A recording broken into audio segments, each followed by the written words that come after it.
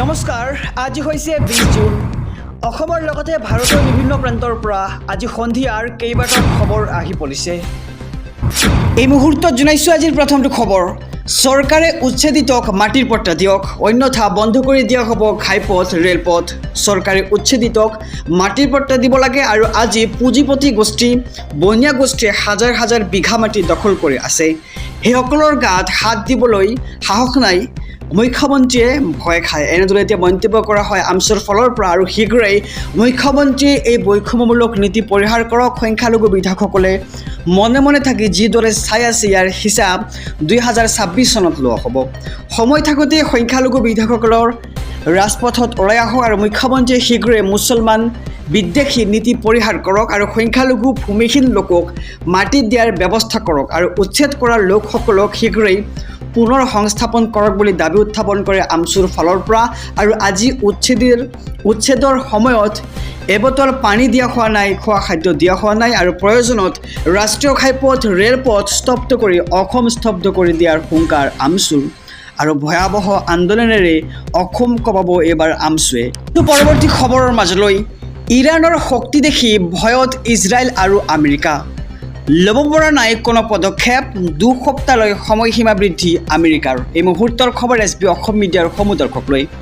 Iran ইজৰাইলৰ যুদ্ধত পিছুৱাইছে America আৰু 2 সপ্তাহৰ ভিতৰত ভালদৰে বিবেচনা কৰি সিদ্ধান্ত ল'ব বুলি জনাইছে আমেৰিকাই ইৰাণক সকিয়নি প্ৰদান কৰা আমেৰিকাই কৰিছে এতিয়া ডাঙৰ মন্তব্য ইৰাণৰ সৈতে আলোচনাৰ ভাল ফল পোৱাৰ সম্ভাৱনা আছে আৰু কিন্তু 2 সপ্তাহৰ পিছত আমেৰিকাই কি সিদ্ধান্ত ল'ব সেয়া কোনেও ভাবিব নোৱাৰে ইৰাণক লৈ ট্ৰাম্পৰ এই মন্তব্যৰ পিছতেই পুনৰ উত্তপ্ত হৈ পৰিছে মধ্যপ্ৰাচ্য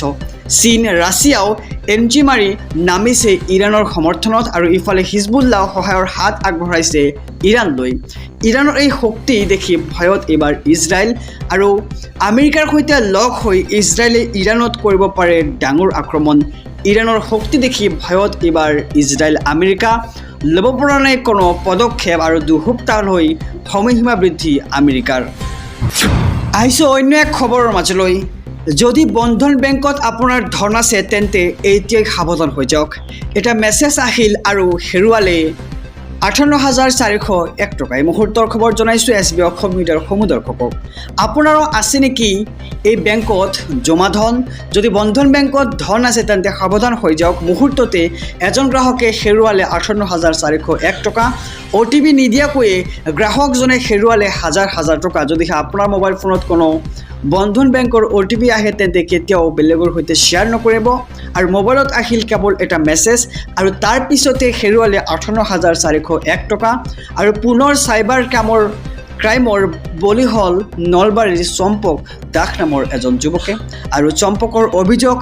একাউণ্টৰ গোপনীয়তা চাইবাৰ অপৰাধীক যোগান ধৰিছে বেংক কৰ্তৃপক্ষই আৰু কিছুদিনৰ পৰাই বেংকৰ এনে সম্পৰ্কীয় মেছেজ আহিছিল চম্পকলৈ আৰু নলবাৰী সদৰ থানাত এজাহাৰ দাখিল কৰিছে ভুক্তভোগী ব্যক্তিজনে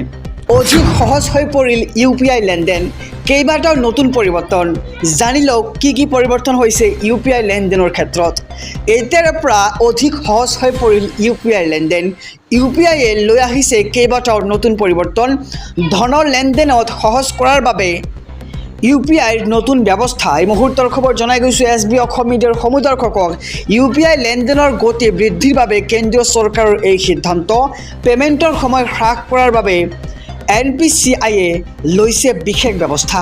আৰু সুবিধা লাভৰ বাবে আপডেট কৰক আপোনাৰ UPI এপ আৰু গ্ৰাহকে পূৰ্বতকৈ কম সময়ত UPIত সম্পূৰ্ণ কৰিব পাৰিব নিজৰ লেনদেন আৰু দেশত 16 এপ্ৰিল সোমবাৰৰ পৰা কাৰ্যকৰী হৈছে এই নতুন পৰিৱৰ্তন আৰু জানি লওক কি নতুন পৰিৱৰ্তন আহিছে এইবাৰ UPI ধনৰ লেনদেনৰ ক্ষেত্ৰত পূৰ্বে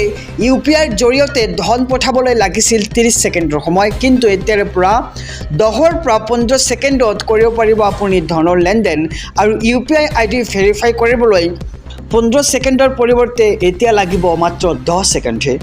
আৰু যিকোনো UPI এপত বেংক একাউণ্টত কিমান টকা আছে আপুনি চাব পাৰিব পলকতে আৰু দিনটোত সৰ্বাধিক 50 বাৰ UPI এপত জানিব পাৰিব আপোনাৰ একাউণ্টৰ